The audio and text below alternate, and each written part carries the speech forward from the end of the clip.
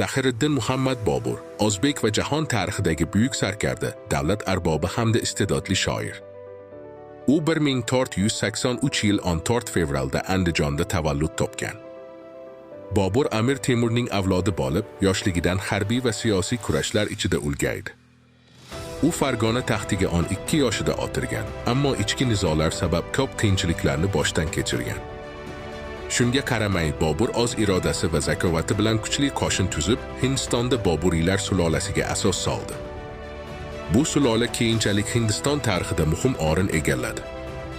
Bobur nafaqat jangchi, balki ilm-fan va adabiyotga mehr qo'ygan inson edi.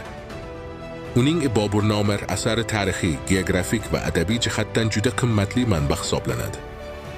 Bobur she'riyatda ham o'z uslubiga ega bo'lib, insoniy tuyg'ular, vatan sog'inchi va hayot falsafasini chuqur ifodalagan buyuk siymo sifatida e'zozlanadi.